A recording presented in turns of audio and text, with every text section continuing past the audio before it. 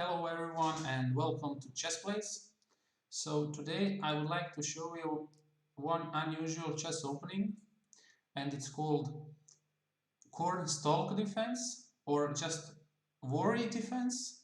Opening that is deemed unusual because and dubious because black responds to e4 with a5. So let's see it. White plays e4, king pawn game, and black responds with a5. So why is this regarded as dubious? Because one of the opening principles of the chess is to develop your minor pieces, try to grab as much space as possible in the center, and get your king to the safety. So here, by playing and by a5, by advancing this pawn, we are not focusing on the key squares here around the center.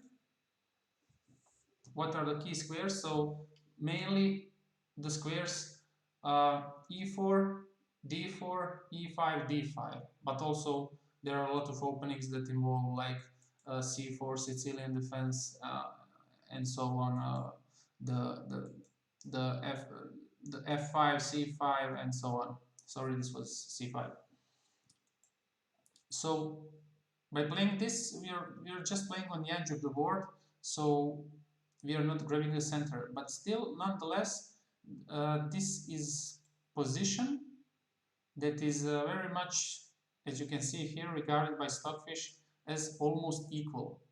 So almost equal, I say. So how can White proceed here?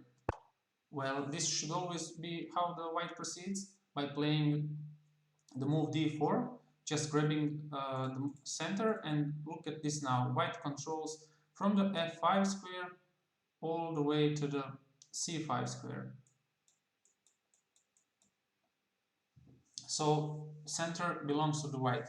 So what's the best response for the black now? So you have to get your share in the center. So you should always, your best bet would be e6, preparing to play d5 move here.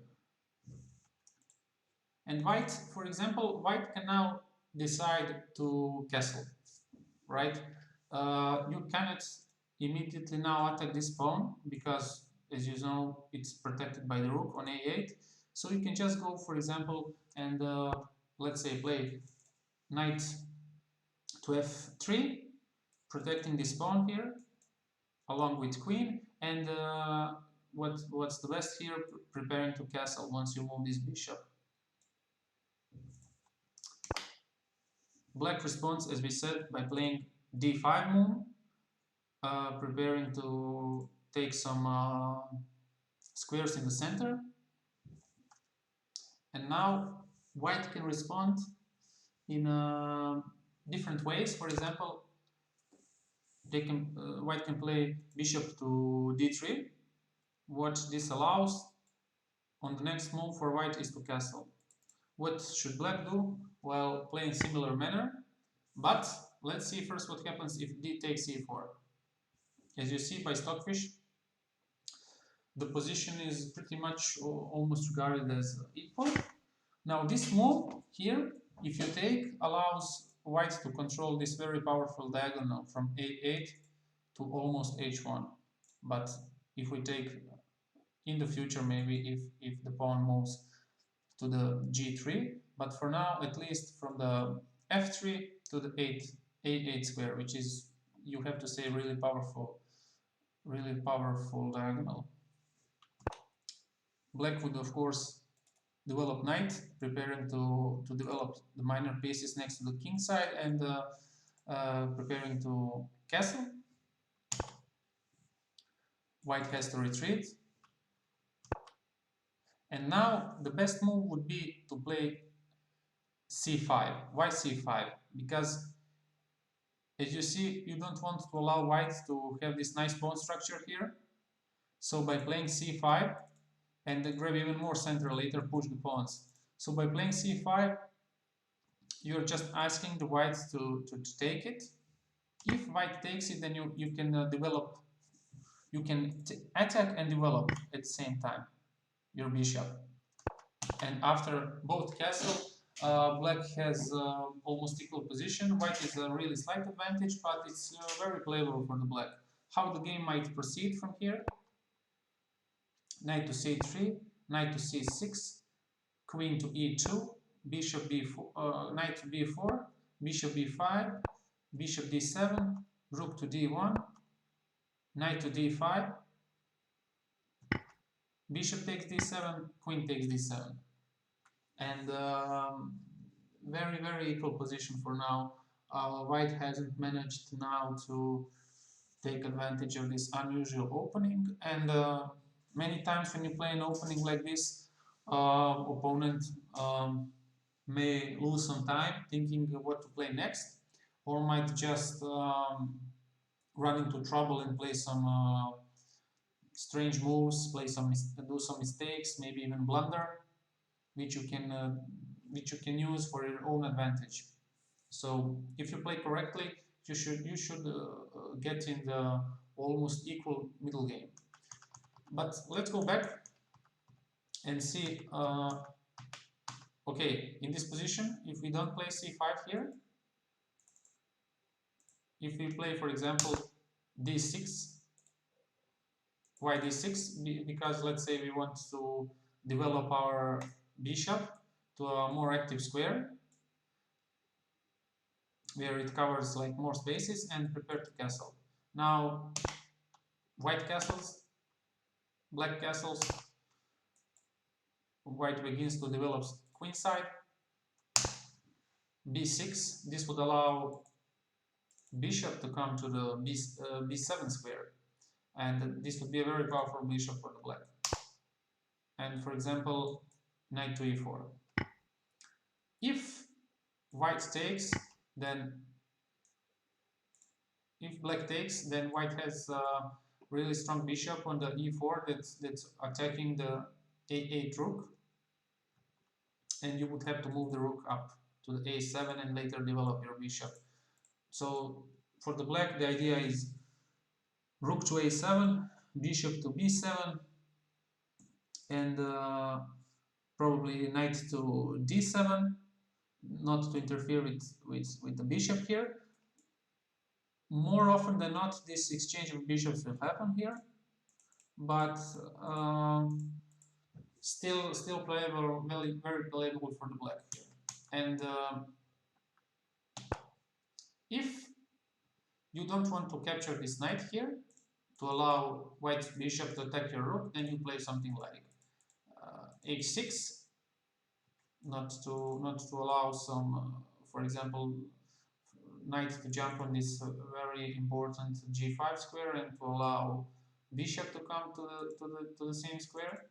And for example, if white takes knight on f6 with check, you retake with the queen, and then if still white decides to capture here, you just play rook to a7.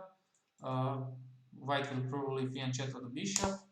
You fianchetto your own bishop to the b7, and this is a very playable position for the black here.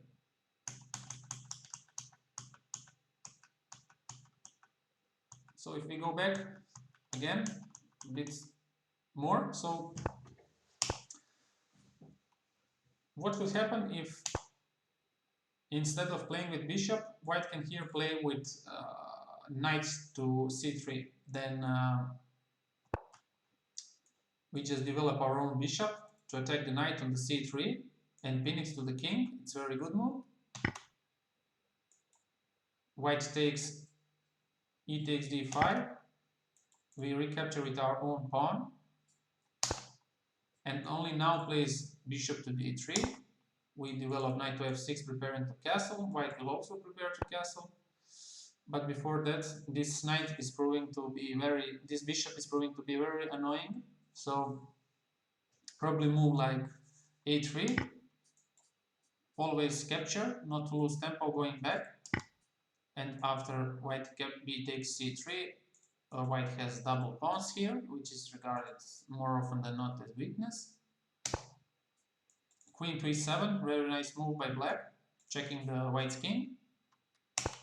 Now if white plays move like knight to e5, we can develop our knight from b to d7. White will castle.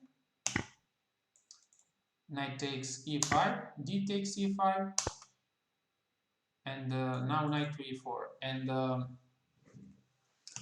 bishop takes e4, d takes e4. Rook to e1. Then we would simply take with our queen e5, and black is here at much better position. So this would probably not be played. What white would play here would be queen to d5, preparing to attack this pawn. And after castle, white would take it. So this would still be equal position. However, if we go back here a bit,